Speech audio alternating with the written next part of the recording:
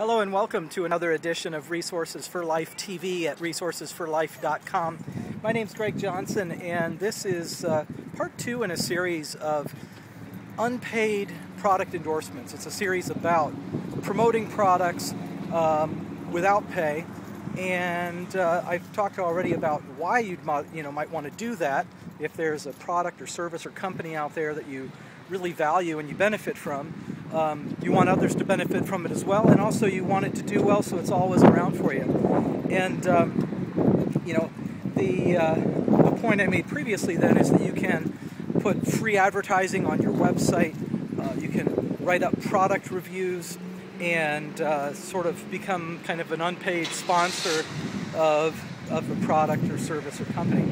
And in this video I want to talk about an interesting experience that I had in promoting a couple of products and share that with you. And I think it was just an interesting way of using some creative marketing.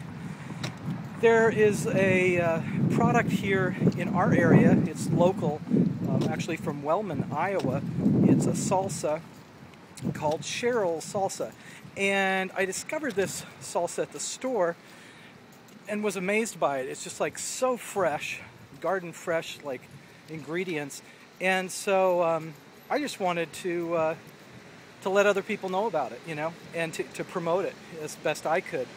So partly just out of my own desire to buy more of the product, I was just buying a lot of it. I was eating, instead of using it as like a little dip for chips, I was eating it just like you might have a bowl of cold soup, which is a common food, actually.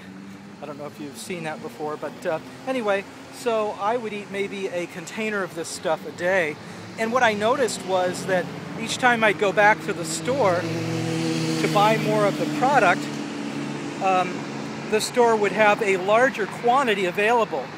And so, just curious to see what would happen, I went ahead and instead of buying 7 for the week, I thought, well, I'm going to buy 15. Maybe I'll have a couple a day or something, and they last a long time anyway, so I wasn't going to be stuck with a product going stale, and I was going through them pretty fast. So I started buying more of this product, and I noticed the more I bought, the more shelf space was dedicated to the product. And so that gave me this idea of how consumers, and it works well with a product like this, consumers can go in, buy the product, particularly if it has a good shelf life at home, or even not if you're using a lot of the product. And as you buy that product and maybe give it away as gifts or whatever you want to do, the store, because of most stores have an ordering system that's based on how much of the product is getting used. So if they see an increase in sales for a particular product, for two reasons, they're going to give it more shelf space. Reason number one is they just need more shelf space. If they know they're going to sell 20 or 30 of these things in the following week, they're going to order that much. So they just need shelf space for it. Number two is, if they realize this is a popular item, they want to give it more exposure. Well, I tried this at 2 different stores, bought up a lot of this salsa, and really enjoyed eating it. And then one of the stores actually dedicated an entire refrigerator case to this product. Now, I equate this to kind of like getting somebody a job interview. You can get somebody a job interview, you can get them in the door, but they really have to sell themselves. So whatever the product is, you can, with sincerity and in genuine way, you can buy it up, promote it, do that, consume it.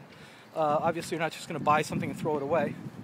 But eventually, the product has to perform well on its own. And what I found was, the other point I want to make is that, when this happens, when you buy a lot of some product and additional shelf space or freezer space or whatever is dedicated to that product, or maybe even a special display, which actually happened with another product I was promoting. The store actually purchased a special display to put this stuff on because I was going through so much of it, and they didn't know that there was one customer consuming so much. They just knew it was popular. Anyway, what you're in effect doing is, it's like buying a company a larger ad on an internet web page. You know, you're giving that company and their product or service greater exposure in the marketplace. And again, it's just the job interview. You know, you're creating awareness about the product, but ultimately that product has to stand on its own. But in both cases, I found that these two products that I picked, that I felt were good, that I enjoyed, that I thought other people would enjoy, indeed performed very well on their own, and that sort of creative marketing campaign or promotional campaign really was effective and held its ground. So, you know, if you know of a product out there that this would work for, it obviously doesn't work for every product, but for niche items like grocery items, give it a try. Maybe I'm going to give you just one more example, is Starbucks has these little mocha drinks. You've probably seen them. It's a chilled coffee. And they have like a vanilla, a coffee flavor, a chocolate flavor. There's another one that you don't see as much, dark chocolate.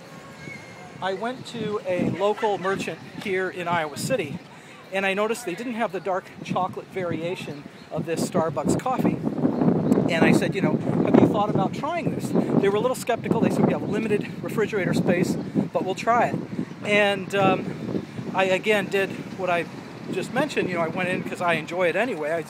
I would buy, you know, 4 or 5 a week. And because, though, it had some additional exposure, I mean, it had no exposure before, but giving it a fair chance in the marketplace, just a level playing ground, that product performed better. And I suspected it would have performed better because, as I mentioned to the retailer, dark chocolate is in the news a lot. It's obviously better for you than other chocolates.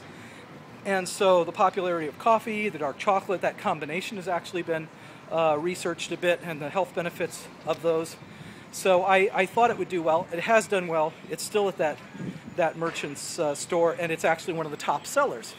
So those are a few real-world examples of how you as a consumer, without being on any company's payroll, can promote a product, benefit from it, and encourage others to try it so they can benefit from it as well. Anyway, if you have any similar ideas or suggestions, let me know. I'd be glad to promote them here on the show. So this is Greg Johnson signing off for Resources for Life TV at resourcesforlife.com. Thanks.